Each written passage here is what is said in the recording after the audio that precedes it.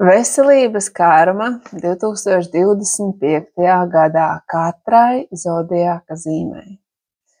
Veselības karma ir saistīta ar mūsu pagātnes darbībām, domām, emocijām, un tas viss ietekmē mūsu fizisko un garīgo labsajūtu šajā dzīvē.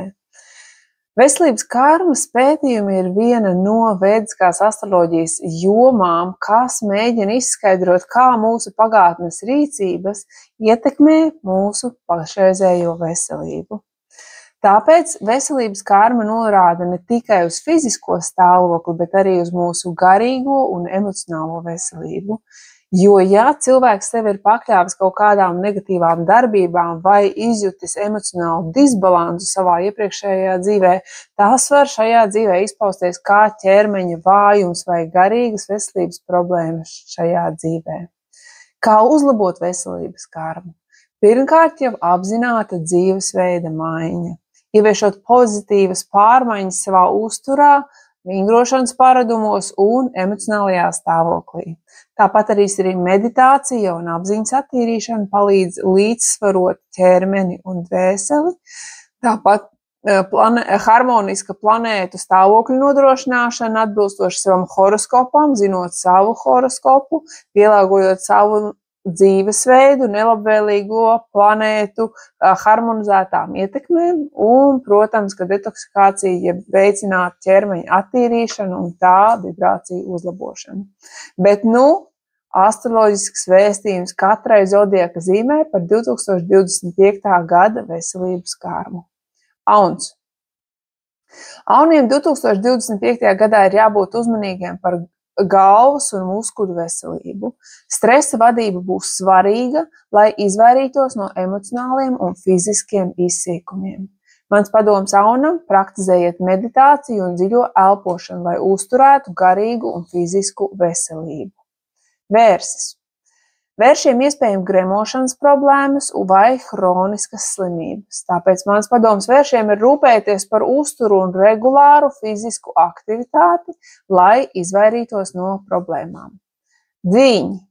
Dviņiem ieteicams izvairīties no pārslodzes un emocionālās nestabilitātes, kas var radīt nervu sistēmas problēmas. Regulāras pastaigas un radošas fiziskas aktivitātes palīdzēs uzlabot garīgo līdzsvaru. Vēzis.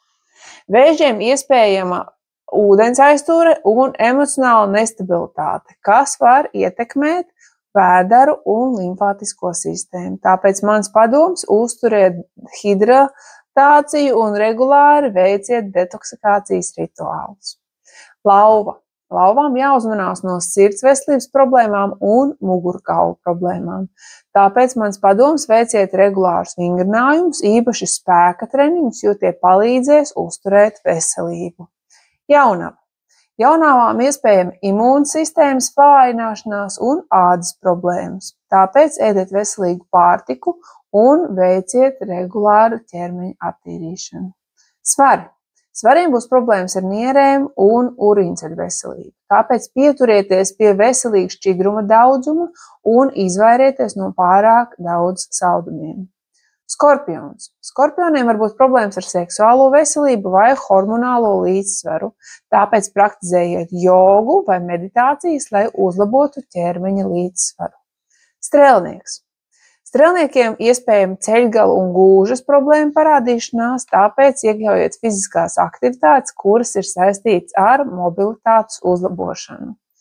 Mežāzes. Mežāžus var skart kaulu un locītavu problēmas, tāpēc regulāri veiciet stiepšanās vingrinājumus un pievērsieties holistiskai veselības aprūpei. Un visbeidzot, ūdensvīrs un zivs. Ūdensvīriem iespējami nervu sistēmas un pēdu problēmas, kādēļ padoms ūdensvīriem būs regulārs masāžas un relaksācija, kas palīdzēs uzlabot veselību. Un visbeidzot, zivis. Zivīm var būt problēmas ar kājām un limfātisko sistēmu. Tāpēc padoms zivīm: praktizējiet ūdens elementu saistītus rituālus, piemēram, hidroterapiju un peldēšanu.